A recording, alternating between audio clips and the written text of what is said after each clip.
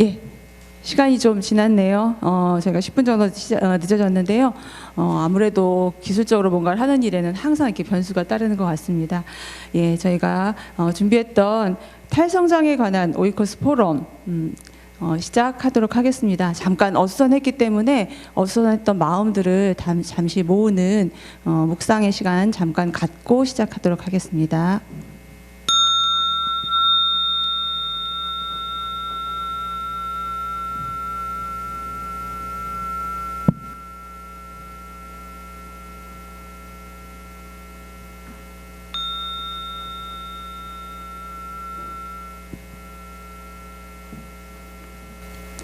네, 반갑습니다. 예, 참여하신 분들 모두 반갑습니다. 모두 서로 한번 인사해 주시면 좋겠습니다. 네. 저희가 두 번째 시간인데요. 작년에 이어서 올해 이제 두 번째 오이코스 포럼이라는 이름으로 자리를 만들게 되었는데 이 자리가 오기까지도 우여곡절이 많았는데 시작하는데도 또 이렇게 우여곡절이 많이 있습니다. 잠깐 저희가 시작하게 된 배경을 좀 소개를 드리자면요. 이번 포럼 준비하면서 두 가지 질문을 제일 많이 받았던 것 같아요. 하나는 왜 오이코스 포럼이냐, 이렇게 말도 어려운 말을, 근데 무슨 뜻이냐.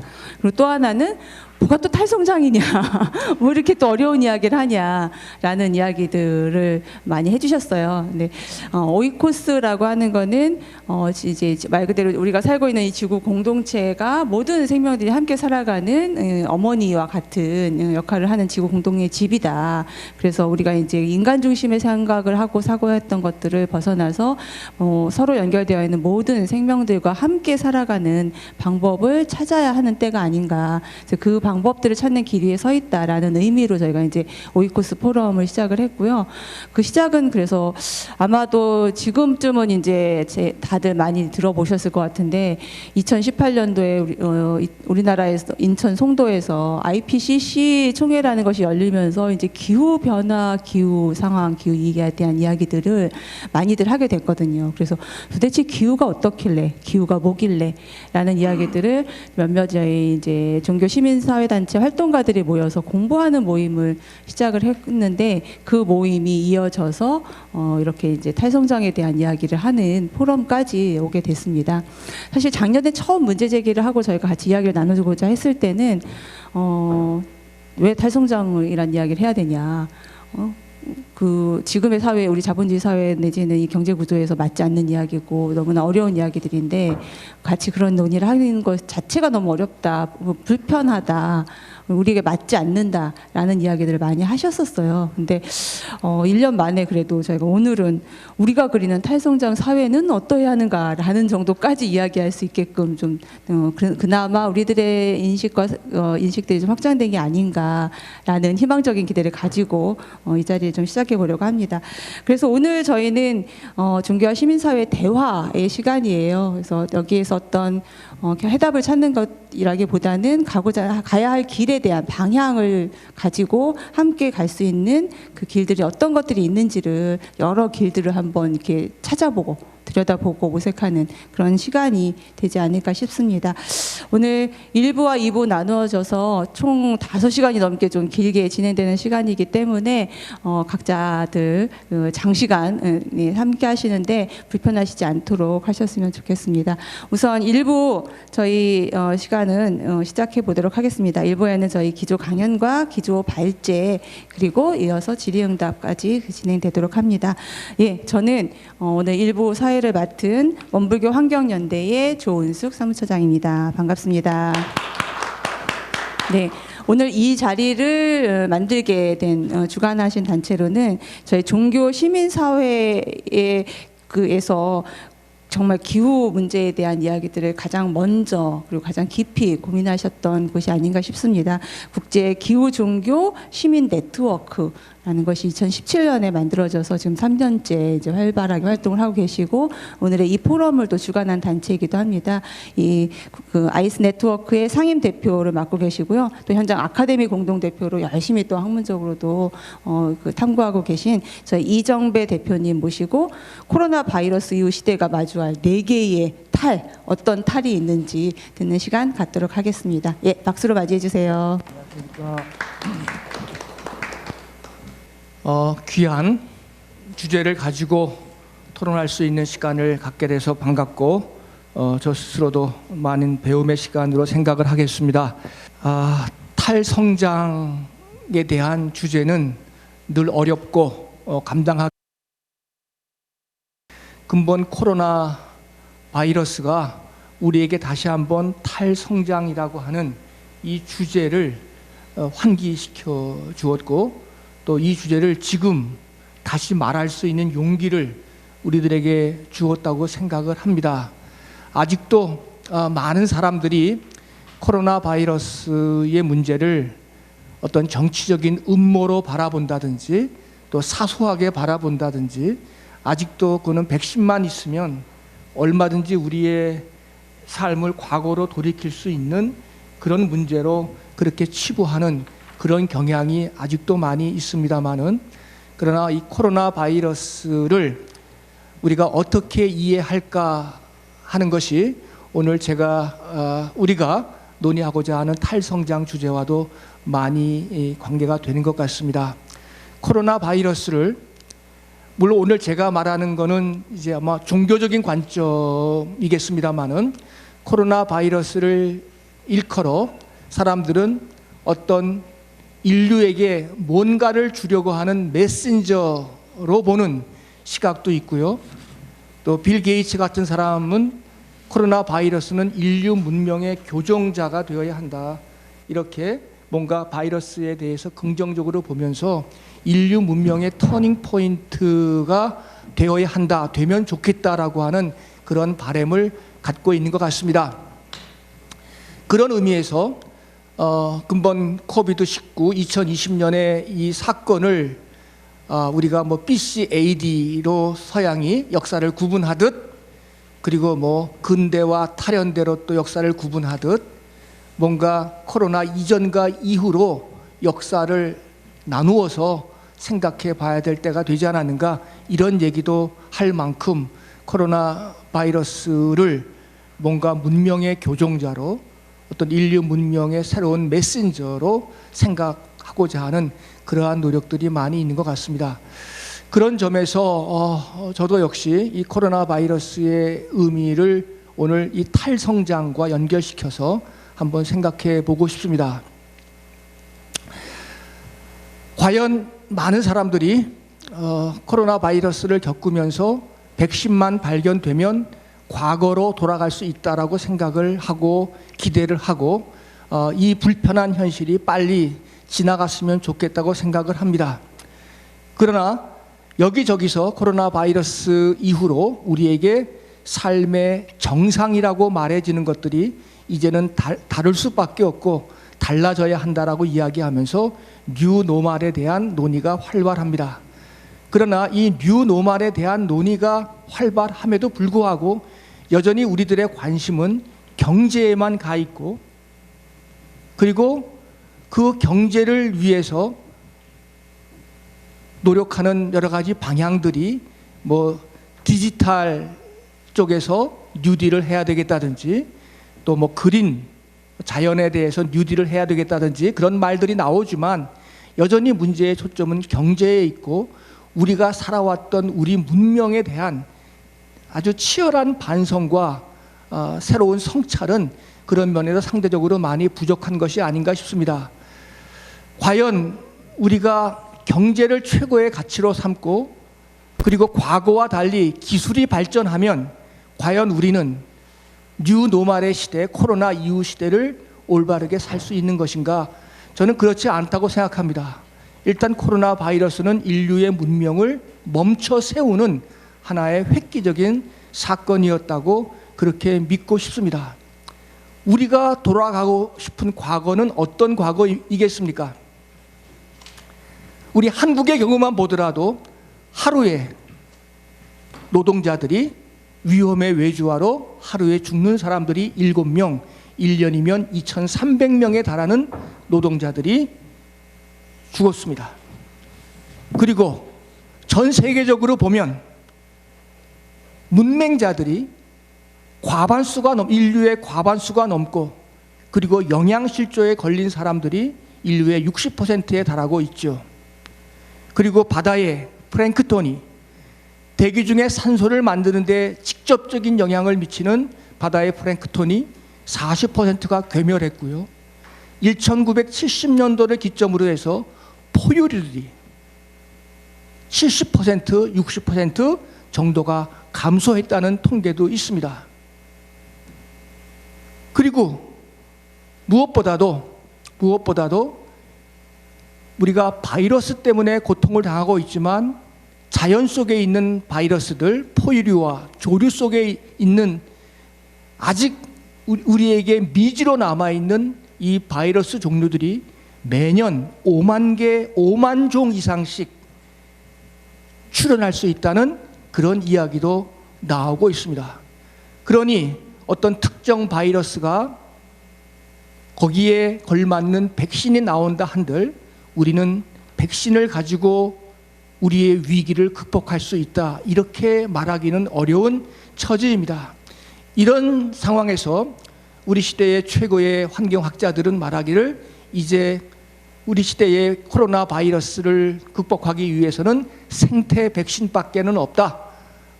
생태적인 사고를, 녹색의 가치를 다시 한번 소중하게 생각하고 있는 이러한 때입니다. 저는 이런 측면에서 이 코로나 바이러스의 이 출현을 또 탈성장 주제와 관계해서 우리 기독교에서는 굉장히 많이 회자되는 중요한 말, 희년이라고 하는 그런 사상이 있습니다. 희년이라고 하는 것은 무엇인가 하면 이스라엘 민족들이 가나안 땅에 들어가서 좋은 땅을 받고 일을 했습니다. 그런데 49년 동안 7년씩 7번 49년을 사는 동안에 더 많이 가진 자가 있고 자기의 가진 것을 모두 빼앗긴 사람이 생겼고 노예가 생겼고 엄청나게 많은 것들을 소유한 지주가 생겼고 그리고 땅은 황폐해졌고 도무지 그렇게 비옥했던 가나안 땅이 더 이상 사람이 살 수 없는 공간이 되어버리고 말았습니다. 그런 상황에서 인간이 스스로 자정 능력을 갖고 있지 못할 때 그거를 하느님 보시기에 참 좋은 공간으로 만들지 못할 때 그렇게 가면 이 가나안 땅 자체가 이스라엘 백성이 그리고 자연이 황폐하고 괴멸할 수밖에 없다고 보았던 하느님이 일방적으로 희년을 선포하면서 처음으로 돌아가라. 너희가 처음 가나안 땅에 들어왔던 그 상태로 모든 것들을 되돌리라라고 하는 그런 이야기를 했습니다. 땅을 쉬도록 하고 가진 사람은 모든 것들을 빼앗긴 사람에게 돌려주고 그래서 자연 전체와 사람 모두가 멈춰서 이제 더 이상 그 한 해를 쉬라고 그렇게 말씀했습니다. 이런 의미에서 저는 코로나 바이러스는 인류 문명을 멈춰 세운 이렇게 지속되다가는 사람과 자연이 함께 공멸하는 이 세상에 한번 인간과 자연을 멈춰 세우는 그러한 인류 문명의 교종자 역할을 하지 않겠는가 생각을 해봅니다.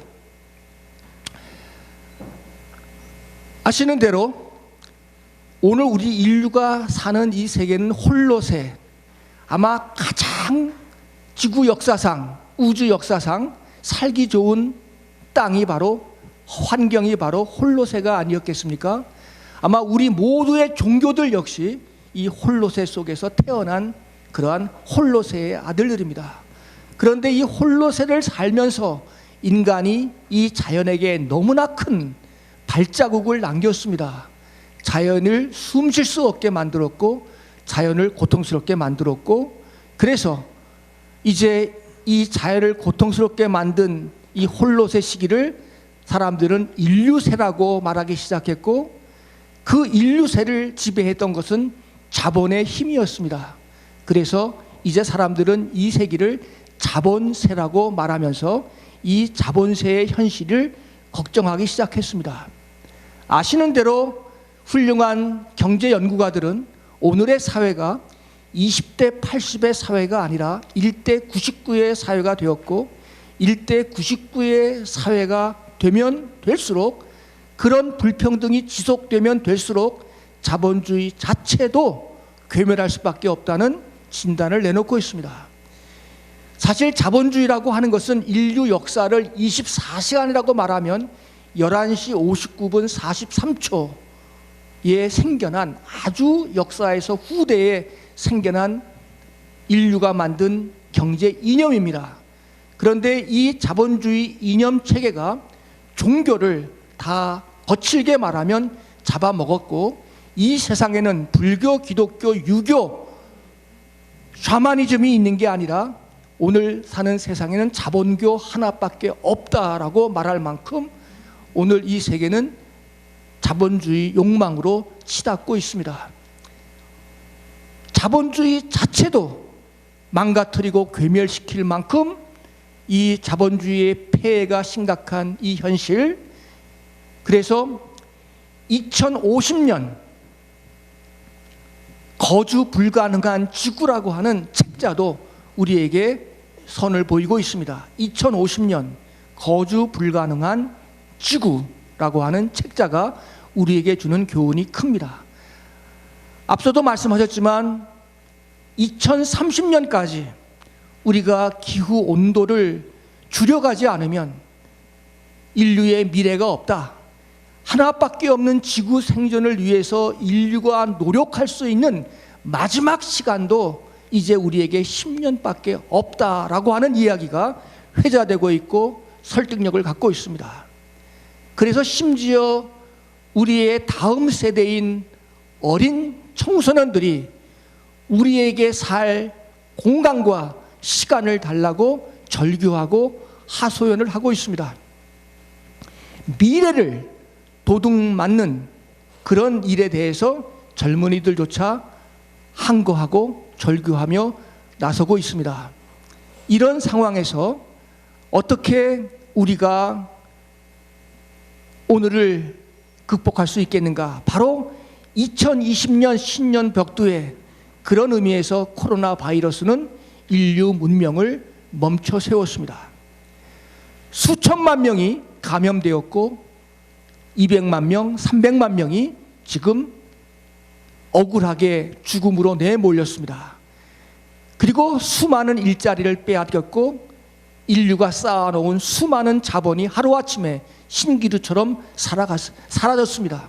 그럼에도 불구하고 또다시 과거로 돌아가고 그때를 그리워하고 과거를 회복하는 것, 그것이 기술적으로 과거가 회복되고 새로운 미래가 만들어질 수 있다고 이야기하는 것은 결코 결과 예상적이지도 않고, 그런 식의 목적지향적인 인간의 삶의 양식들은 더 이상 통용돼서는 안 된다고 하는 것이 바로 코로나 바이러스, 오늘 우리 시대의 새로운 희년의 의미로 우리 인간의 삶을 멈춰 세우고 다시 처음으로 돌아가서 다시금 더불어 살 수 있는 내라고, 그러려면 오늘 우리들은 우리의 발걸음을 멈추라고.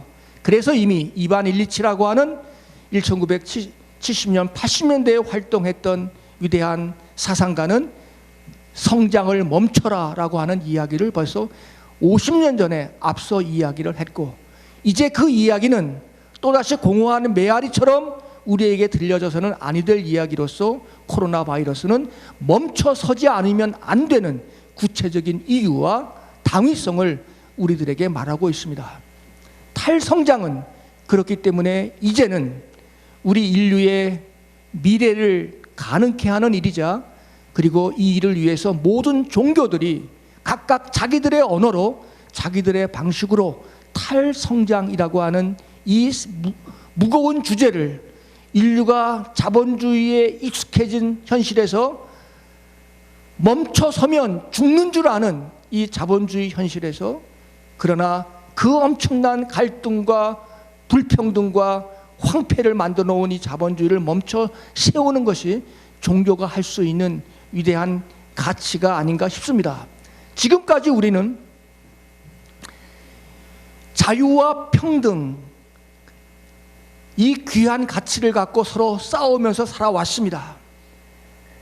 자유와 평등 어느 것 하나 우리가 놓쳐서는 안 되는 인류의 미래를 위해 중요한 가치입니다. 그러나 이 두 가치가 싸우면서 평등은 사라졌고 자유 하나만 남은 현실이 바로 신자유주의 현실이 아니겠습니까? 이 신자유주의 현실에서 우리는 평등을 빼앗아갖고 승자 독식, 무한한 자본과 자원의 힘을 가지고 무궁한 발전을, 성장을 아름다운 덕목이라고 생각하며 살아왔습니다. 가난한 사람들을 더 가난하게 만들면서 자연을 더 황폐하게 만들면서 우리가 만든 세상은 전 세계 인구의 50%가 영양실조고 60%가 문맹이고 하루에도 위험에 외주화로 억울하게 죽는 사람들이 그렇게 많아졌고, 그리고 지금은 코로나 바이러스로 수백만 명이 죽음에 이르고 있습니다. 인류 문명의 결과입니다. 이런 점에서 오늘 우리가 어떻게 인류 문명을, 이 광란의 질주를 하는 인류 문명을 어떻게 멈춰 세울 것인가? 종교마저도 그동안 이 길에 일조를 해왔던 것을 우리는 너무나 잘 알기에 참회하는 마음이 큽니다. 그러나 오늘 우리는 이러한 우리를 멈춰 세우는 이 코로나 바이러스의 이 인류 문명의 교종자의 역할 앞에서 우리가 어떻게 이제 우리의 역할을, 종교인의 역할을 해야 할 것인가 하는 그런 문제를 갖고 오늘 토론하게 될 것입니다. 그런데 이러한 탈성장, 이 하나의 탈만 가지고는 결코 이룰 수 없는 가치입니다. 이러할 탈성장을 위해서 우리는 수없이 많은 다른 가치들과 더불어 함께 탈성장을 이끌어 가야 옳습니다. 그런 점에서 제일 먼저 말씀드리고 싶은 첫 번째 탈성장을 위해서 우리가 또 하나 또 하나 탈을 해야 될 것은 이 탈인간의 문제입니다. 그동안 우리는 너무나 우리 인간 속에도 파충류의 부분이 있고 조류의 부분이 있고 인간 속에 수많은 자연의 흔적들을 가지고 있으면서 우리는 마치 자연이 아닌 것처럼 그렇게 살아왔습니다. 그렇기에 우리는 서로 자연을 이용의 대상으로만 삼아왔고 인간 중심주의 이 앞에 우리는 오만했습니다. 지금 우리의 경제는 우리 인간을 위해서 경제가 필요한 게 아니라 오히려 또 경제를 위해서, 자본주의를 위해서 인간이 필요한 그러한 시대에 우리가 살고 있습니다. 왜 자본주의는 인간을 소중하게 여겨서가 아니라 자본주의 자체의 존속을 위해서, 성장 위주의 자본주의의 생리를 위해서 인간을 필요로 하는 그런 사회 속에 살고 있습니다. 이게 자본주의가 인간을 독해하고 인간을 소환하고 인간을 이용하는 방식입니다. 이런 점에서 우리는 이 자본주의가 생각하는 이 인간, 이런 식의 인간 이해로부터 우리는 먼저 벗어나야 될 것입니다. 인간이 먼저입니다. 그리고 인간이 먼저라고 하는 것은 인간 중심주의가 아니라 인간이 자연과 더불어 공존할 수 있는 새로운 인간 주체성을 우리가 갖는 것이 중요합니다. 종교는 바로 이 점을 가르쳐야 옳습니다. 그런데 오늘날 우리의 종교는 사실 인간을 욕망덩어리로 추동해 왔습니다. 영국 BBC 방송의 보고에 따르면 대한민국은 세계에서 욕망 지수가 가장 높은 나라입니다. OECD 국가와 비교해도 그 말이 옳습니다. 대한민국에는 종교인들의 수를 다 더하면 대한민국 인구보다도 많다는 것이 대한민국 종교인 통계입니다. 그럼에도 불구하고 대한민국이 욕망지수가 가장 높다고 하는 것은 한마디로 종교 무용론을 우리들에게 가르쳐 줍니다. 종교가 왜 있습니까? 종교는 욕망과 반비례해야 옳습니다. 욕망을 줄이라고 가리키는 것이 종교입니다. 그렇기 때문에 오늘의 종교는 자유와 평등에서 평등을 누리고 이긴 자유를 향해서 오늘 종교는 제어할 수 있는 힘을 가르쳐 주어야 합니다. 그래서 오늘 우리에게 필요한 가치는 단순성입니다. simplicity. 어떻게 우리 인간이 이 세상을 살면서 경제의 노예가 되지 않고 자연 위에 군림하지 않으면서 인간의 삶을 살아갈 수 있겠는가? 오늘의 종교들은 우리들에게 simplicity, 단순성, 이것을 가르쳐야 옳습니다. 이런 점에서 지금까지 제도적인 종교들은 우리 인간을 모두 다 이런 욕망의 노예로 키워왔고, 그러면서 제도적인 종교들의 자기의 배를 불려왔습니다. 그러나 종교가 진짜 종교가 되려면 탈종교를 해서 이제는 제도적인 종교가 아니라 인간에게 단순성, 이 새로운 가치를 가르쳐 이 세상을 지키게 만드는 역할을 종교가 해야 된다고 생각합니다. 그런 점에서 종교도 지금까지의 제도적인 틀에 안주해서는 오늘의 이 멈춰서라는 요구에 응할 수가 없습니다. 홀로세에 탄생한 종교들이 홀로세를 파괴시키는 역설 앞에 직면하게 될 것입니다. 또 하나의 탈은 탈서구입니다. 지금까지 우리는 서구가 가르쳐주는 것을 최상의 가치로 알고 살았습니다. 성장, 진보, 발전 모두가 다 서구가 추동했던 그런 개념입니다. 그런 가치를 내면화하지 않으면 우리가 못난이가 된 것 같고 우리가 불편한 사람이 되는 것처럼 보였습니다. 그러나 지금 코로나 사태에 직면해서 우리가 보고 있는 서구는 너무도 우리가 알고 있던, 우리가 동경했던 서구가 아니지 않습니까? 기껏 그들은 동양 혐오론을 부추기고 있습니다. 그러나 그들의 자유는 그들을 지키지도 못하고 세상을 지키지도 못하고 있는 것이 오늘의 현실 아니겠습니까? 서구가 추구했던 자유, 그 자유를 바탕으로 했던 서구의 성장과 발전의 개념들은 더 이상 인류의 미래를 위해서 기능할 수 없는 이제 탈가치가 되어야 옳습니다.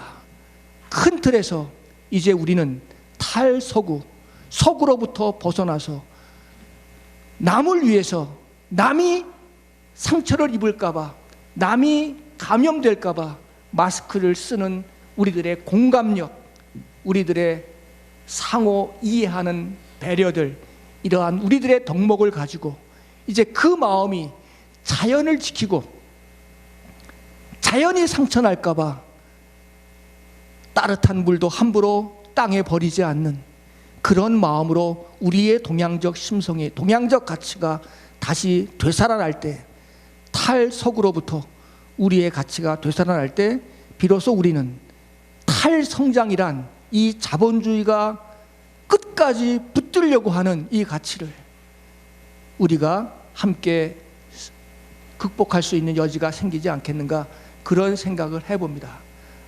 아무쪼록 이 코로나 바이러스, 이 근본, 이 고통스러운 일이, 그로 인해서 억울하게 죽었던 수많은 사람들의 죽음이 무익하게 끝나지 않도록 우리는 이 코로나 바이러스를 인류 문명을 멈춰 세우고 인류 문명을 교정시켜서 다른 출발을 하라고, 다른 시작을 하라고, 이제는 잠시 멈춰야 할 때라고, 이제는 다르게 살아야 할 때라고 가르치는 그러한 이야기를 우리에게 들려주는 사건이 되었으면 좋겠습니다. 그래서 소설가 김우는 우리에게 이렇게 말합니다. 우리는 얼마든지 가난하게 살 준비가 되어 있다. 가난하게 살 준비를 또 해야만 한다.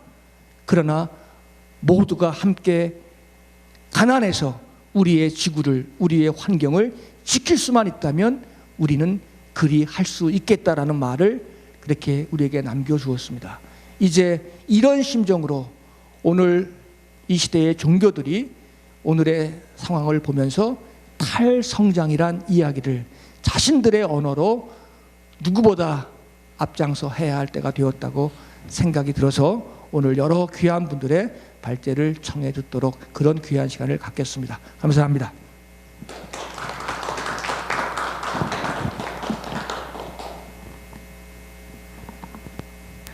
네, 감사합니다. 아우, 여는 말씀으로 거의 정말 뜨거운 연설처럼 말씀을 잘 나눠주셨고요. 궁금하셨던 아마 궁금증이 좀 풀렸을 것 같습니다. 우리가 마주해야 할 탈이 4가지나 있었네. 탈성장으로 가기 위한 전제에 탈인간과 탈서구, 탈종교라고 하는 것은 어떠한 의미인가, 거기에 대한 해법을 찾는 하나의 길 열이를 너무 잘 해주신 것 같아요. 예, 시간도 너무 잘 지켜주셨습니다. 그래서 여기 기조 강연으로 함께해 주신 이정배 대표님께 다시 한번 뜨거운 박수 같이 주셨습니다. 좋겠습니다. 예, 궁금하신 점들 있으신 질문은 저희가 이제 그 강연 선생님 강의까지 듣고 질의응답 시간에 함께 하도록 하겠습니다.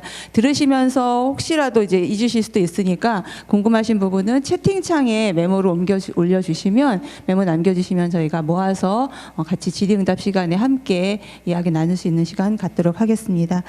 예, 이어서 저희가 오늘의 메인 강의이기도 합니다. 저희 탈성장 논의를 어떻게 진행이 되어 왔고, 그리고 지금 현재는 어디까지 왔으며 우리가 탈성장의 이야기를 하기 위해서 안아야 될 과제는 무엇인가에 대해서 저희가 이제 강의해 주실 강희연 선생님, 박사님을 모시도록 하겠습니다. 탈성장 개념어 사전이라는 책을 아마 아실지 모르겠어요. 이 책을 번역하신 역자시고요. 유럽에서 사실은 일찍 아까 이제 강연에서도 말씀해 주셨지만 이미 50년 전에 70년대부터 시작이 됐던 탈성장에 대한 논의들을 하는 각 여러 이제 학회와 포럼, 세미나들이 진행되고 있는데, 이 유럽의 동양들과 함께 하면서 소통하면서 계속해서 이 논의들을 확장하는 데 역할을 하고 계십니다. 현재는 독일 미넨 공대에서 기후 적응 과정으로 박사 과정 하고 계신 우리 강희연 선생님을 줌으로 모시도록 하겠습니다. 예. 예. 이번 기조 발제를 맡은 강희현이라고 합니다. 반갑습니다. 현재 독일 베를린에서 지내고 있습니다. 저는 2006년부터 약 4년 동안 인터넷 신문 프레시안에서 기자로 일을 했었고요. 당시에 이제 사회와 환경, 교육 쪽으로 담당 취재를 하면서 환경 문제에 더 관심을 갖게 되었고, 그 이후에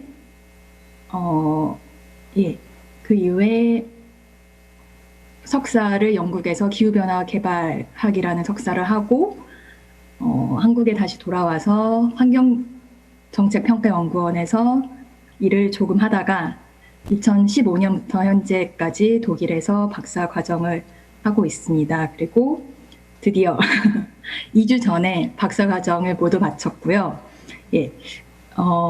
그러다가 2015년에 제가 유럽 생태 경제 학회가 있어요. 그래서 거기에 학회 컨퍼런스에 참가를 했다가 제가 번역한 책의 저자들을 만났습니다. 그래서 저자들과 이야기를 하면서 이 책을 한국에도 소개를 하면 좋겠다라는 생각이 들어서 제가 직접 제안을 하고, 또 한국의 금을코 출판사에서 또 감사하게도 출판을 하겠다라는 의사를 표현을 해주셔서 번역을 하게 됐습니다. 그래서 이 책이 2018년에 금을코에서 출판을 한 탈성장 개념어 사전이고요. 그 책 제목에서도 나와 있지만 그런 탈성장과 관련된 여러 가지 그런 개념들을 짤막하게 사전 형식으로 한 개념어당 3페이지, 4페이지 정도로 설명을 해놓았습니다. 그리고 굉장히 다양한 저자들이 이 책 원래 이제 번역하기 전 책에 기여를 했었고요. 그래서 혹시 탈성장에 대해서 아직 좀 생소하다, 낯설다라고 느끼시는 분들은 이 책을 통해서 그런 간단한 개념들에 대해서 짤막하게나마 이렇게 접하실 수 있는 그런 좋은 책이 아닌가 생각을 했었고, 그래서 그렇게 번역을 한 덕인지 또 이렇게 오늘 회의에도 저에게 연락을 주셔서 제가 발표를 하게 된 것 같습니다. 그리고 최근에 이 같은 책을 쓴 저자들 중에서 이제 주요 저자들이 탈성장을 옹호하며라는 신간을 또 발표를 했습니다. 몇 달 전에 9월에 나온 책으로 알고 있고요.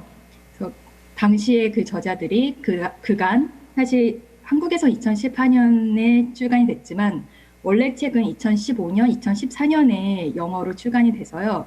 지난 6년간 이 책을 출판한 뒤에 본인들이 받았던 질문이라든지 현재 상황, 코로나19에 관한 그런 상황에 대해서 그런 본인들의 답과 생각을 엮은 책을 출간을 했어요. 오늘 발표는 이 책의 내용을 중심으로 해보도록 하겠습니다.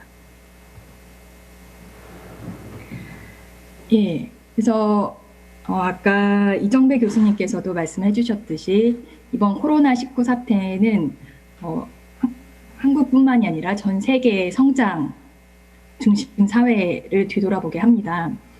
그런데 그렇다면 과연 현재 일어나는 그런 상황들이 이렇게 경제가 침체가 되고 사람들이 실업 위기에 몰리고 그렇게 그런 현 상황이 과연 그럼 탈성장인가? 우리는 지금 현재 탈성장의 시대를 살고 있느냐라는 질문을 많이 하고 있고요. 또 그렇게 생각하는 사람들이 또 탈성장에 그래서 나는 반대한다라는 글을 쓰기도 합니다. 그래서 현재 제가 보여드리는 이 두 개의 포브스지나 파이낸셜 타임스지의 이런 두 개의 오피니언 글들이 올라오기도 했고요.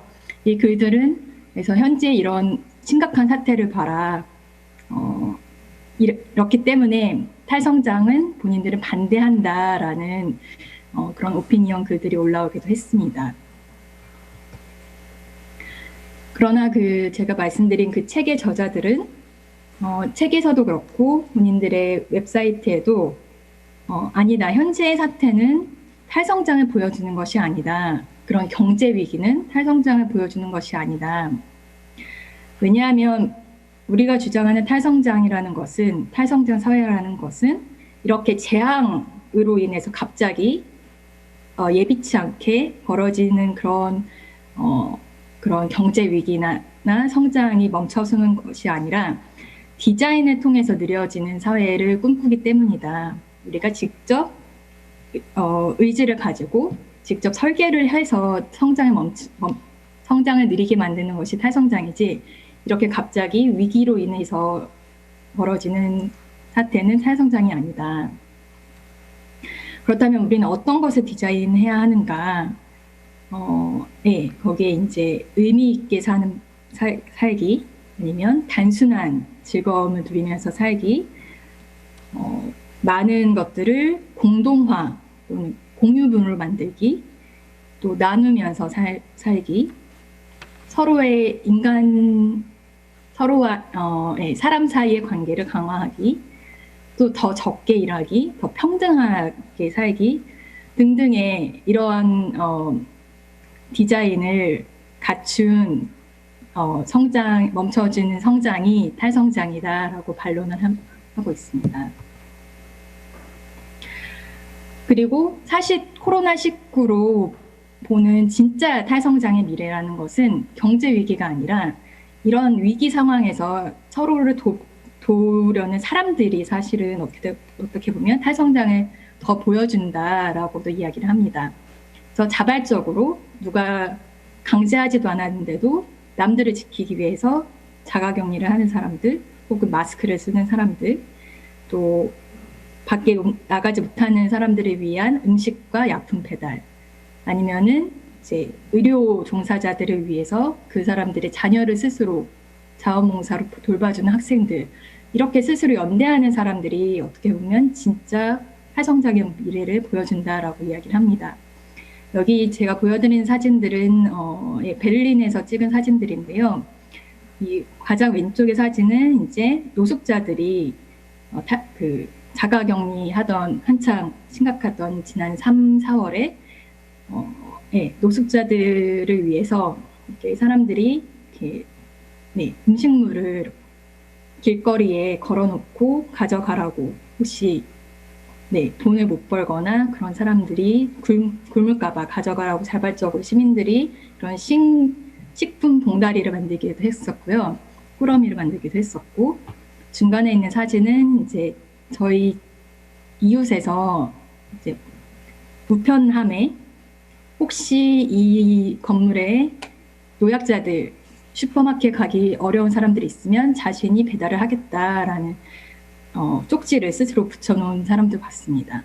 그리고 가장 오른쪽은 이렇게 탈성장과 코로나에 대한 이야기를 포스터에다가 직접 그려가지고 밖에 이렇게 내걸는 그런 이웃도 있었고요. 그래서 이런 이웃들이 사실 어떻게 보면 진짜 탈성장의 미래를 보여준다라는 이야기를 합니다. 그래서 사실 탈성장에 대한 이야기는 그런 학자들만 하는 이야기가 아니라 최근에 그런 그레타 툰베리 잘 아시죠?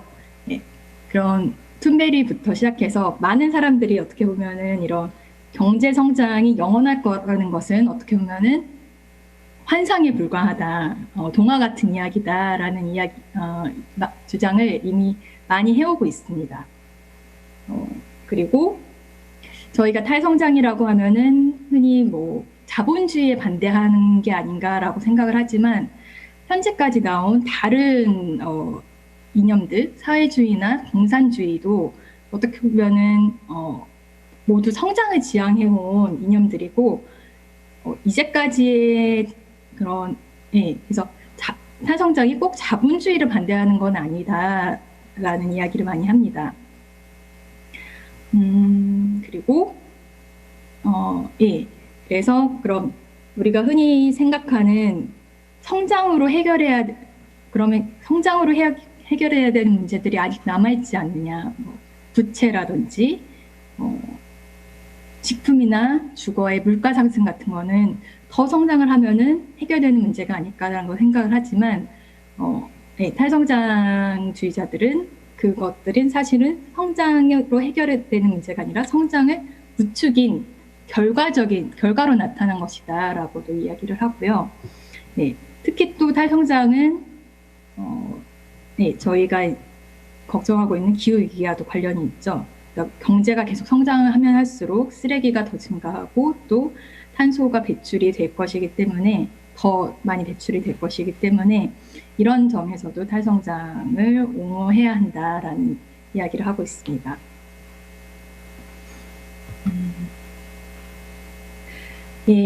그래서 저는 지금 독일에 있고 또 아무래도 이런 탈성장 개념은 사전 저자들도 유럽에 있다 보니까 주로 유럽에서 이루어지는 논의들을 많이 접했는데요. 유럽에서는 어떤 사람들이 탈성장에 대해서 이야기를 하고 있느냐.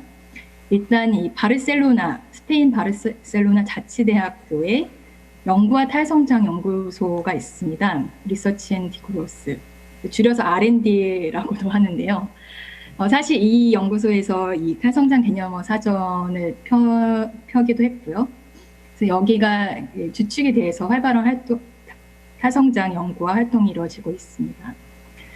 그리고 그 아래 포털 사이트도 있는데요. 그래서 혹시나 그런 탈성장에 대한 최신 자료나 활동이 궁금하신 분들은 이 포털 사이트에 들어가시면 독일에서 만들어진 사이트인데 영어로 많은 내용들이 소개가 되고 있습니다. 그리고 매해 탈성장 컨퍼런스라든지 아니면 여름학교도 개최가 되고 있고요. 제가 아까 이 탈성장 개념화 서전 저자들을 만났다는 유럽 생태경제학회도 경연으로 개최가 되면서 개최될 때마다 점점 더 많은 사람들이 탈성장에 대해서 이야기를 하고 있습니다. 국제 탈성장애 날이라는 것도 지정이 되었는데요. 2013년부터 매년 6월에 첫 토요일에 진행을 하고 있는 행사입니다. 그래서 아래 보시면 이렇게 참가 단체들이 굉장히 많은데요. 한 60여 개 정도의 단체가 있는 것 같아요. 거의 유럽에 독일 단체들이 꽤 많고요. 스페인이라든지 프랑스. 그래서 약간 아직은 탈성장애 논의가 유럽을 주축으로 많이 이루어지고 있는 것 같습니다. 그래서 이 탈성장애 날에 그런 각자 단체들이 지역 내에서 뭔가 행사를 한다거나 아니면은 다양한 활동을 하고 있는 걸로 알고 있습니다. 지금부터는 조금 더 구체적으로 탈성장이 단순한 그런 논의가 아니라 유럽 내에서 어떻게 실제로 환경 운동적인 면으로 나타나고 있는지에 대해서 실제 활동이 어떻게 벌어지는지에 대해서 좀 더 말씀을 드리겠습니다. 탈성장 주의자들이 항상 얘기하는 것이 탈성장애라는 것은 단지 그냥 하나의 운동이 아니다. 굉장히 다양한 굉장히 넓은 스펙트럼을 갖고 있고 다양한 운동을 포괄하는 것이 탈성장 운동이다라는 이야기를 합니다. 그 중에서도 가장 중요하게 여겨지는 운동 가운데 하나가 석탄 반대, 석탄 투자 철회 운동입니다. 기후위기 운동하고도 관련이 있는데요. 그래서 이 석탄 반대 운동의 최전선에 또 있는 운동이 독일의 엔데 겔렌데라고 하는 운동 또는 단체입니다. 그래서 이 엔데 겔렌데는 이제 독어로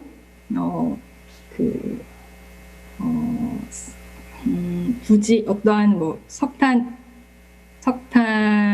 채굴을 하는 광산이라면 광산을 이제 종료하라라는 뜻인데요.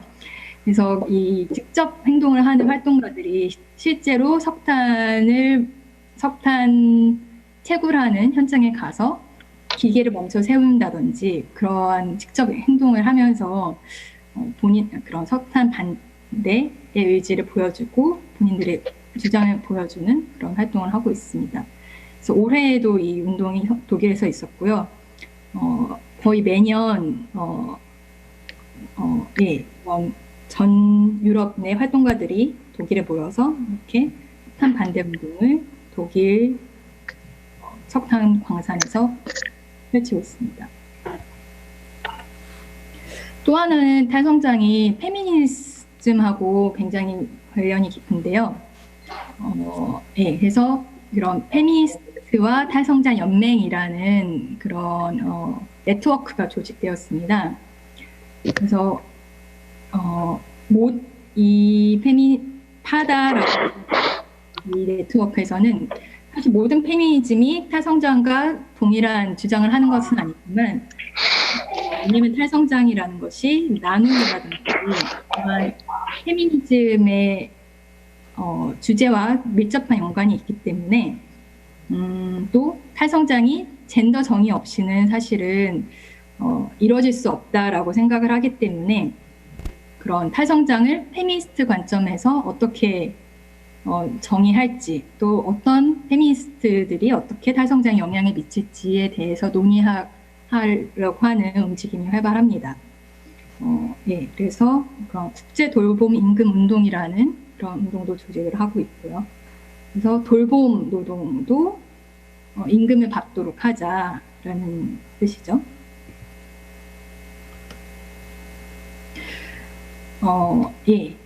그리고 또 하나 이것은 활동이라기보다는 어떻게 보면은 이제 이론적인 면에 더 가까운데요. 이론의 한 축, 탈성장 이론의 한 축인데 도넛 경제학이라고 최근에 이 책도 번역이 한국에서 되어서 나온 걸로 알고 있습니다. 그래서 지금까지의 경제학은 어떻게 보면은 그런 성장 위주의 경제학이었는데 우리는 다른 종류의 경제학을 이제 추구해야 한다. 어떤 경제학이냐? 여기 이제 도넛 같이 생긴 이 원을 보시면 밖으로는 그런 우리의 경제, 환경적 위기에 대한 기후변화라든지 오존층 파괴, 생물다양성 손실 등의 이러한 것들이, 이러한 환경적인 문제들이 너무 심각해지지 않도록 하고, 안쪽으로는 이제 사회적인 문제들, 물, 식량, 보건, 교육, 일자리, 평화, 성평등, 주거 등등. 우리 그 많은 사회적 문제가 있잖아요. 이런 사회적인 문제도 해결을 할 수 있도록. 그래서 이제 우리는 이런 환경 문제가 과잉되지도 않고 사회적으로 이런 문제들이 부족하지도 않은 이 원 안에서, 마치 도넛까지 생긴 이 원 안으로 사회가 들어갈 수 있도록, 우리가 이 안에 살 수 있도록 해야 한다라고 주장하는 영국의 케이트 레이워즈가 고안한 모델인데요. 이러한 경제학을 우리는 추구해야 된다라는 주장이 꽤 설득력을 얻고 있고, 유럽에서 또 탈성장주의자들도, 탈성장 운동가들도 이런 주장에 함께 연대를 하고 있습니다. 그리고 그 최근 신간을 보시면은 그런 좀 더 구체적인 활동들이 특히 바르셀로나의 예시를 중심으로 나와 있습니다. 그래서 협동조합, 카탈루니아 협동조합이라는 것이 있는데, 그 자체 지역 통화를 만들어서 회원들에게 기본소득으로 제공하고, 그래서 이 협동조합에 가입되어 있는 가게라든지 그런 곳에서 이 통화를 사용할 수 있도록 하고, 또 무이자로 대출을 해서 새로운 협동조합을 만들 수 있도록 장려하는 이러한 운동들도 탈성장의 운동의 일환이다라고 얘기를 합니다. 또 다른 한편으로는 바르셀로나 악티바라고, 이것은 이제 시청에서 운영을 하는 스타트업 양성 기관인데요. 여기에서도 탈성장 개념을 받아들여서 연대 경제라든지 공유물 사업, 커먼즈 사업을 기획을 하는 이들을 위해서 무료 훈련을 제공하고, 또 자문 프로그램도 제공하고, 그래서 아무래도 이런 탈성장 연구소가 바르셀로나에 있다 보니까 바르셀로나 시청에도 그런 영향을 받지 않았나라는 생각이 들었습니다. 예. 그리고 지금부터는 그 탈성장을 위한 5가지 개혁 과제를 말씀드리겠습니다. 우선 이 주장은 제가 말씀드린 신간에 나와 있는 주장인데요. 저자들은 이런 5가지 개혁 과제가 필요하다고 이야기를 합니다. 우선은 성장 없는 그린 뉴딜. 첫 번째는. 그래서 사실 현재 논의되고 있는 그린 뉴딜은 성장을 위한 거죠.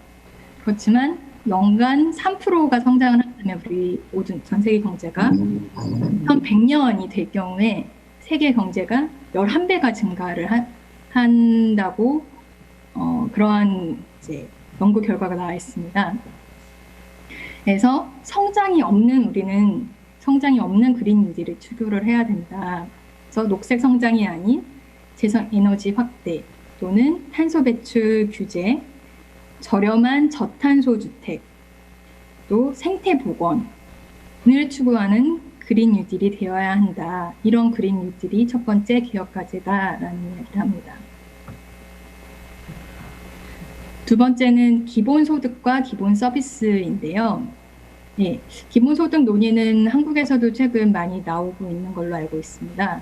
그래서 단순히 모든 사람들에게 동일한 임금을 주는 것이 아니라 그것뿐만이 아니라 돌봄소득, 우리가 가족을 돌본다든지 하는 등등의 그런 소득에 대한 기여를 그런 노동을 인정하고, 또 다양한 협력의 기반을 세울 수 있다. 이런 기본소득을 통해서. 또 모든 사람들이 일정 부분의 소득을 받는다면 아니라고 말할 수 있다. 소득 때문에 누군가가 돈을 주기 때문에 그 사람에 대해서 아니라고 말할 수 죽겠다라는 압력을 느끼는 게 아니라 모든 사람들이 아니라고 말할 수 있는 자유를 기본소득이 보장할 수 있다라는 이야기를 합니다. 예. 그리고 뭔가 그런 이야기, 항상 기본소득을 하게 된 주장이 나올 때마다 나오는 반론이 어디서 그 돈이 다 나올 것이냐, 모든 사람들에게 줄 수 있는 돈이. 하지만 영국의 한 연구소 결과에 따르면 영국 GDP의 2.3%를 투자하면은 모든 주거, 식품, 교통, 인터넷 연결 등에 대한 보장이 가능하다라는 연구 결과도 나와 있습니다. 세 번째는 공유물 확보입니다. 그래서 커먼즈라고도, 한국에서도 그냥 커먼즈라고도 많이 하는 것 같아요. 공유물이라는 것은 단순히 그런 물질적인 부분만이 아니라 자원을 공유하는 유기적인 시스템 자체를 공유물이라고도 일컫습니다.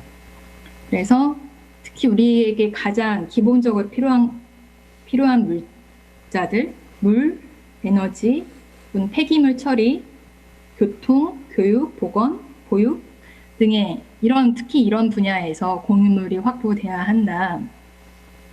예. 그리고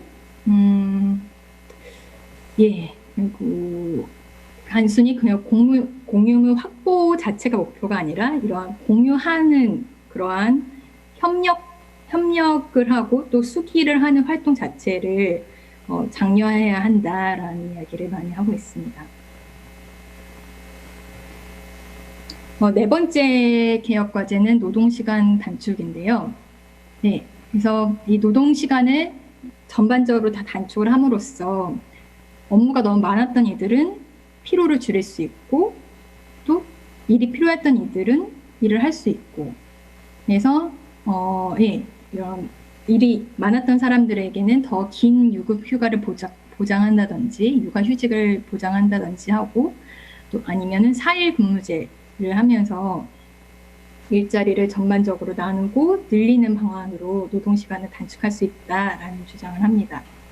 이렇게 근로시간을 단축을 하다 보면은 환경에 대한 영향도 줄일 수 있고 또 사람들이 서로 소통하고 돌보고 봉사할 수 있는 그런 시간이 많아지면서 전반적으로 사회 전체가 바뀔 수 있다라는 이야기를 하고 있습니다.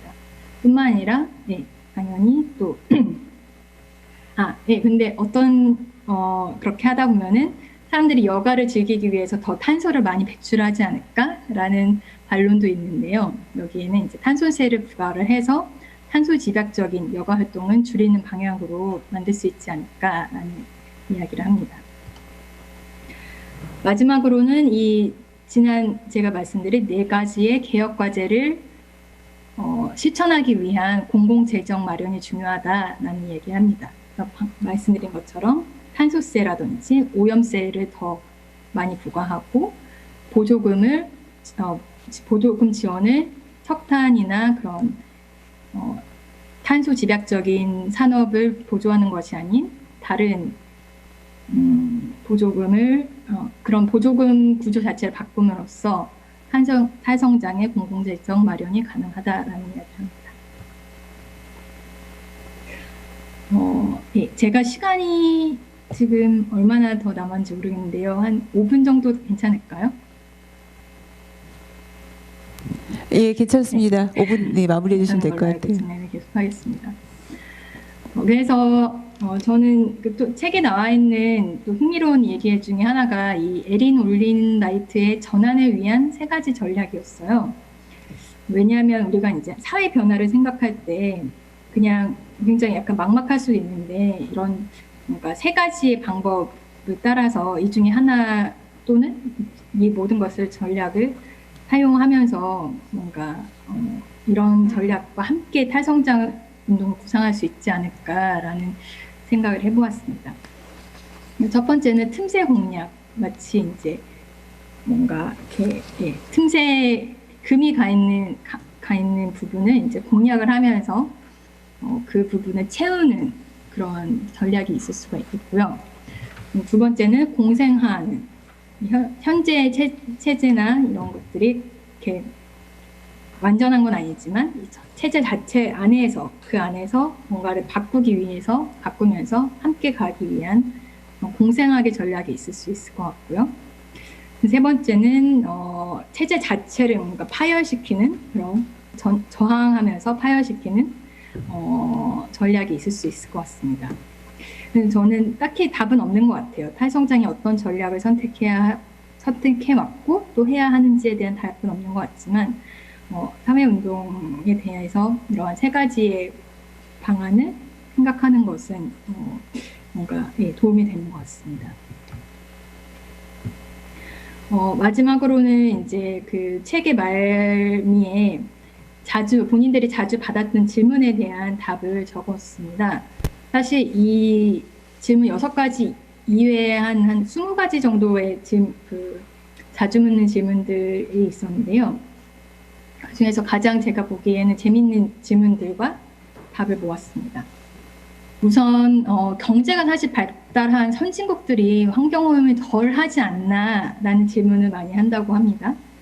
하지만 사실 선진국들이 어떻게 보면 환경이 더 깨끗해 보이기도 하지만 실제로 쓰는 물질, 그런 자원은 더 많다. 그리고 탄소 배출량도 1인당 탄소 배출은 더 많이 하고 있다. 그래서 그 선진국들의 또 환경 비용, 본인들이 사실 생산해야 되는 그런 공장에서 생산해야 되는 것들을 다른 국가에 넘기고 하면서 환경 오염이 줄어든 거지 경제가 성장한다고 해서 환경 오염이 덜한 것은 아니다라고 반박을 하고 있습니다. 두 번째로 자원이 더 효과적으로 쓰여진다면 어떨까? 우리가 굳이 탈성장을 하지 않아도 효과적으로 자원을 쓴다면 괜찮지 않을까? 더 지속 가능하지 않을까라는 이야기를 하는데 여기에 대한 답은 네, 맞지만 사실 우리가 필요한 거는 그냥 효과적으로 자원을 쓰는 것뿐만 아니라 성장 자체를 멈춰야 된다. 왜냐면은 성장하는 경제에서는 더 효과적으로 자원이 쓰여질수록 더 많은 자원을 소비를 하기 때문에 그래서 자원이 효과적으로 쓰여지는 것은 어떻게 보면은 필요 조건이지 충분 조건은 아니다라는 이야기를 합니다. 세 번째로 더 깨끗한 자원을 이용한 성장은 어떨까? 그것도 가능하지만 사실 우리가 생각해보면 깨끗한 자원이라는 것이 꼭 완전히 탄소 배출이 제로가 되는 그런 자원은 아니다. 왜냐면은 왜냐면 재생 에너지도 어떻게 보면은 뭐 히토류를 사용한다든지 아니면은 배터리를 만들기 위해서 더 이제 배터리에 대한 그런 자원이 더 쓰여진다든지 하는 문제가 있기 때문에 배터리를 인한 환경오염 문제 같은 것들이 있기 때문에 깨끗한 자원을 통한 성장만이 답은 아니다라는 주장을 합니다. 네. 그리고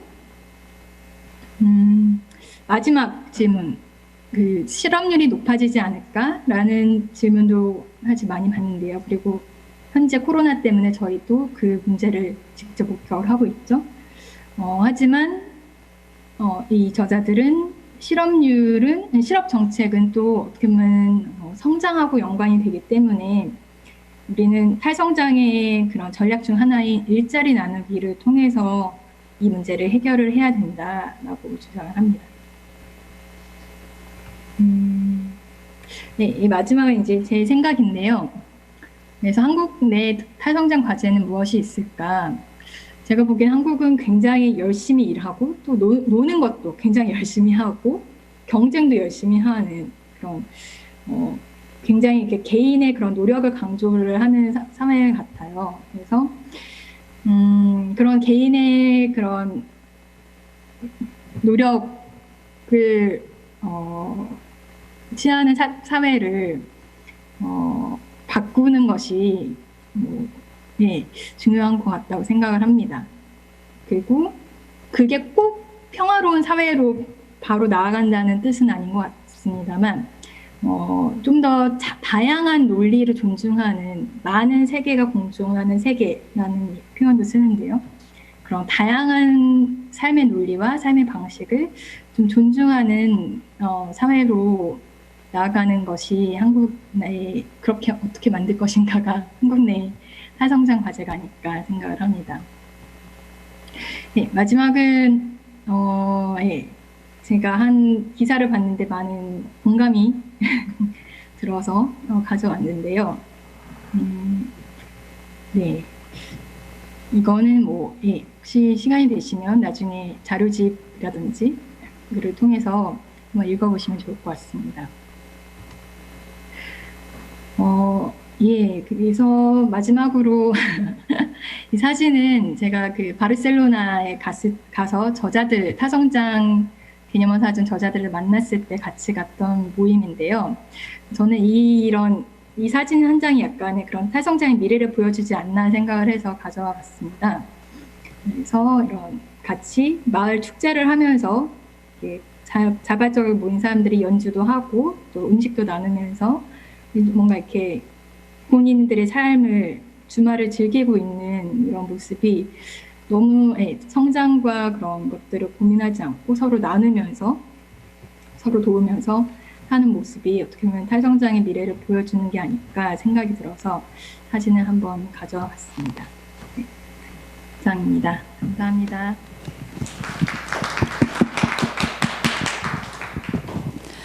네, 감사합니다. 그 탈성장에 대한 논의들 여러 가지 이제 지금 진행되고 있는 이야기들까지도 잘 설명을 해주셨습니다. 감사합니다. 지금 좀 준비된 시간을 많이 쓰셔서 조금 질의응답할 시간이 부족하긴 하지만 그래도 저희가 앞에서 그 오디오 문제 때문에 시작하는 시간을 10분 정도 늦게 시작을 했기 때문에 한 10분 정도만 잠깐 질의응답하는 시간 갖도록 하겠습니다. 예, 앞에서도 말씀드렸던 것처럼 저희가 처음 시작할 때부터도 지금까지도 탈성장 얘기를 하면 참 다들 어렵고 되게 좀 절망스러운 거 아니냐라는 이야기들을 많이 하셨었거든요. 그런데 탈성장이 곧 종말이 아니다. 탈성장 개념원 사전에 표지에 나와 있는 이야기가 되게 이제 핵심적인 이야기가 아닌가 생각합니다. 사실은 지금 우리가 코로나로 인해서 마주하고 있는 당면하고 있는 강제적인 이 멈춤의 시간들, 이 시간들을 통해서 저희가 배우게 된 것들이 계속 이렇게 지속 가능하지 않겠구나. 우리가 계속 성장 중심으로 살아가는 것들이 더 이상 가능하지 않을 수 있구나라고 하는 것들을 이제 경험하고 체험하게 된 시간들이잖아요. 그래서 이 성장이 아니면 죽음인가, 이 멈춤은 죽음인가, 후퇴인가라는 생각들, 그런 두려움들을 가졌던 것에서 벗어나서 그걸 이제 성장이 아니라 정말 오히려 더 좋은 삶, 나아가는 삶, 함께하는 삶은 어떻게 해야 되는가를 고민을 해야 되는 시간들이다라고 생각을 합니다. 그런데 그 고민들을 이미 오래전부터 하고 이렇게 나름 여러 가지 방면의 개념들을 정리하면서 계속 대안을 만들어 가고 있는 논의들이 있어서 오늘 이제 이 자리에서 좀 소개를 드리면서 함께 이 생각들을 좀 나눠보고 싶어서 이제 오후에 이 2부 토론 시간에는 저희가 이제 그런 토론을 중심으로 진행을 하려고 합니다. 잠깐 질문이 이제 채팅방에 올라온 질문을 하나 소개를 시켜드리자면요. 이게 어느 분이 답을 하시는 게 좋을지 모르겠는데 미국에 살다가 작년에 한국에 들어와서 미세먼지에 너무 충격을 받으셨대요. 그래서 나름 이제 미세먼지 저감을 위해서 1년 반 동안 이제 열심히 봉사활동도 하면서 노력을 하고 있으나 그 효과가 너무나 미비하고 그래서 도대체 정부는 무엇을 하고 있는가, 너무 적극적이지 않다. 라는 생각이 들었다. 어떻게 보면 미세먼지 저감이 안 되는 이것들이 우리가 포기하지 못하고 있는 성장 중심의 사회 구조들 속에서 나오는 문제가 아닐까라는 좀 생각이 들거든요. 그래서 미세먼지라는 작은 예를 드셨는데 우리가 정말 성장이 내지는 지금의 기후와 관련된 환경과 관련된 문제들을 해결하기 위한 노력들을 정부는 좀 더 어떻게 해야 될까? 앞에 잠깐 나왔던 자본주의에서의 그린 뉴딜이라는 게 가능하냐, 그린 성장이라고 하는 것이 가능하겠는가라는 질문도 좀 있었는데 그것과 관련해서 일단 가까이 계시니까 옆에 이제 이정배 대표님께 한번 좀 여쭤보도록 하겠습니다. 이런 얘기는 과학자한테 부탁하셔야 될 것 같은데요. 글쎄요. 저도 지금 시골에 살고 있습니다마는 최근에 경험한 바는 어느 시골도 미세먼지로부터 자유롭지 않은 그런 현실이 되어 버렸고요. 그리고 정말 나뭇잎이 태양으로 인해서 완전히 타버린 듯한 그런 현실도 경험을 했고요. 그리고 올 봄에는 몇 개의 면에서 생전 보지도 듣지도 못했던 이상한 애벌레들이 그냥 온 나무를 가득 메우고 있는 그런 현실도 경험을 하면서 지금 뭔가 이제 우리의 현실이 정상이 아니다라고 하는 것들을 느꼈습니다. 우리 대기 중에는 미세먼지가 있지만 또 바닷속에는 미세 플라스틱이 또 지배를 하고 있어서 미세먼지와 미세 플라스틱 모두가 다 결국은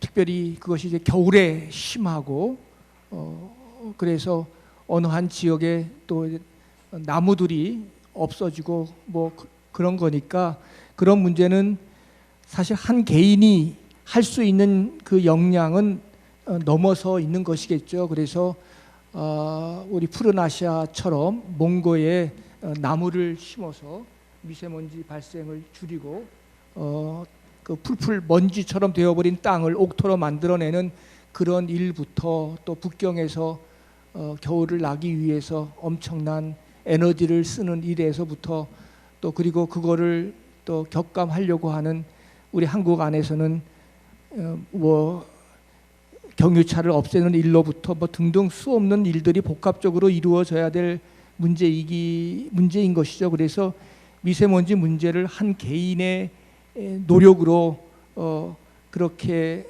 해결할 수 있는 여지를 넘어섰기 때문에 아마 국제적인 중국과의 관계에서도 그렇고 또 산업 구조를 바꾸는 일도 그렇고 그리고 플라스틱을 가능하면 안 쓰거나 아니면 땅에서 녹는 그런 플라스틱 재질을 만들거나 아마 수많은 그런 변화를 함께 동반하지 않으면 우리가 지금 겪고 있는 미세먼지는 그렇게 쉽게 사라질 것 같지 않아서요. 그 문제와 더불어 우리가 지금 말하는 탈성장의 문제와도 직결되는 문제가 아닌가 싶어서 저로서는 어떻게 답을 더 드릴 수가 없는 그런 상황입니다. 하여간 그런 문제들이 다 복합적으로 논의돼야 될 과제가 아닌가 싶습니다. 네, 여러 가지 복합적인 문제들인 것 같습니다. 한 가지 질문 더 올라온 거 소개 좀 드릴게요.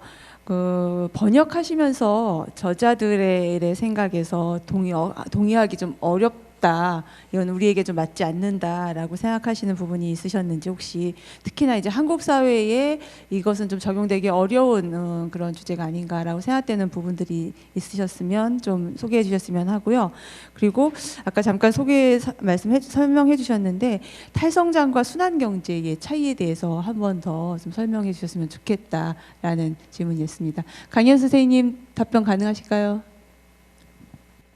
탈성장이 그런 유럽에서도 주요 정책이 되기는 아직은 갈 길이 멀다라는 이야기를 합니다. 그래서 꼭 한국에서뿐만 아니라 유럽에서도 어떻게 보면은 아직은 적용이 힘든 부분들이 분명히 저는 있다고 생각을 합니다. 하지만 그럼에도 불구하고 그런 다양성을 위해서 그런 성장만을 위한 사회를 조금 더 다양화하는 것이 저는 탈성장 논의의 핵심이라고 보고 있고요. 근데 또 그 중에서도 사실 아직은 제가 좀 이해가 어려운 부분이 데팡스라는 개념이 있습니다. 여기 탈성장 개념 사전에 나와 있는데 그 데팡스라는 개념이 그런 우리가 꼭 필요한 생존에 꼭 필요한 에너지 이외에 생산되는 에너지를 더 효율적이고 더 생산을 하기 위해서 쓰는 게 아니라 어떻게 보면은 이 여유분의 에너지를 생산적으로 쓰지 말자라는 주장인데요. 에너지 계속 더 생산적으로 에너지를 쓰기 위해서 노력을 하다 보면은 더 성장을 추구하게 되기 때문에 그래서 좀 더 뭐 예를 들어 마을 잔치라든지 뭔가 그런 비생산적인 활동을 위해서 우리가 많은 에너지를 소비해야 한다라는 이야기를 하는데 예, 머릿속으로는 이해가 되는데 이게 실제로는 어떻게 구현될 수 있을지는 사실 아직 저도 좀 의문인 점입니다. 예, 그리고 두 번째로는 그런 순환경제와의 차이점. 네, 순환경제, 뭐 서큘라 이코노미라고 하는데요. 주로 그런 재활용, 쓰레기를 재활용을 많이 하고 또 재이용을 하고 재생에너지를 많이 쓰자라는 것이 제가 아는 순환경제 기본 개념으로 알고 있습니다. 예, 그래서 탈성장주의자들은 이런 순환경제를 찬성을 한다, 기본적으로 찬성을 하지만 이 순환을 하면서 계속 어떻게 보면 그 원이 계속 커지는 커지는 거에 대해서는 반대한다라는 주장을 합니다. 왜냐면은 아무리 우리가 재활용을 하고 이용을 한다 해도 그런 활동 자체에서 또 에너지를 소비하는 면이 있기 때문에 그런 재활용 기술이라든지 그런 것이 아무리 발달해도 또 에너지를 기본적으로 어느 정도 더 추가로 소비해야 되는 부분이 있기 때문에 더 많이 쓰고 더 많이 재활용할수록 그 순환 경제의 원이 점점 더 커지겠죠. 그러면은 기본적으로 쓰는 에너지가 더 많아지겠고 그렇게 되면은 지구의 자원은 한정적인데 계속 우리는 더 자원을 많이 쓸 수밖에 없다. 이런 거 자체를 그 에너지 순환의 원을 줄이는 것 자체를 탈성장의 목표로 잡고 우리는 그런 방향으로 나아가야 한다라는 것이 제가 보기에는 네, 순환경제와 탈성장의 차이점인 것 같습니다. 아우 시간이 없는데 또 올라온 질문이니까 마지막 이 질문 하나까지만 더 듣고 일부를 좀 마무리하도록 하겠습니다. 요새 젊은이들이 환경에 대한 관심이나 환경과 정치에 대한 관심들이 한국의 젊은이들은 많이 떨어지는데 독일 청년들은 참 많이 참여하는 것 같다. 그 차이가 뭐라고 생각하시는지 이유를 좀 듣고 싶다는 질문이 올라왔고요. 지금 대탕스의 개념에 대해서 대탕스 개념을 조금 더 설명하고 논의가 좀 필요할 것 같은데 이건 시간이 길어질 거라서 이 이야기는 이제 2부에서 조금 보완해서 같이 더 이야기하는 것으로 하고 짧게 한국의 청년들과 독일의 청년들의 어떤 그 현실 참여에 대한 그 차이점에 대한 소견을 좀 듣고 마무리하도록 하겠습니다. 제가 느낀 점은 일단 1980년대 독일의 환경운동이 굉장히 활발하고 굉장히 컸었습니다. 그래서 당시에 녹색당도 독일에서 창당이 됐었고요. 그리고 세계 최초로 녹색당이 이제 원내로 진입을 하기도 했습니다. 그래서 그 1980년대에 굉장히 강력했던 환경운동이 한 축을 이루고 있지 않나 생각을 하고 사실 근데 그 전부터 독일은 조금 심지어 나치가 있었던 시절부터 그런 자연 보호에 대한 그런 기본적인 뭔가 그런 좀 이해도가 높았었던 것 같아요. 거기로 들어가면은 약간 그런 사회 문화적인 그런 좀 차이까지 설명을 해야 되지 않나 생각을 합니다. 독일의 예전에 낭만주의가 활발했던 시대에 그런 낭만주의의 그런 화가들이 그런 자연을 그리면서 그런 자연의 미를 강조했던 그런 운동도 독일에서 시작이 되었고요. 사실 생각하면 한국도 그런 자연의 미를 굉장히 전통적으로 강조해왔는데 왜 그러면 한국은 그 전통이 현재 환경운동으로 이어지지 않았을까? 사실은 거기까지 생각해보면은 아직도 풀리지 않는 의문이기는 합니다. 하지만 일단 기본적으로는 최근에 그 1980년대 이후에 환경운동이 굉장히 강했고 그게 녹색당 진출까지로 이어지는 그런 것이 영향을 많이 미치지 않았나 생각을 합니다. 예, 감사합니다. 마무리 말씀으로 저희 이정배 대표님도 한 말씀 잠깐 덧붙이는 말씀 듣고 하겠습니다.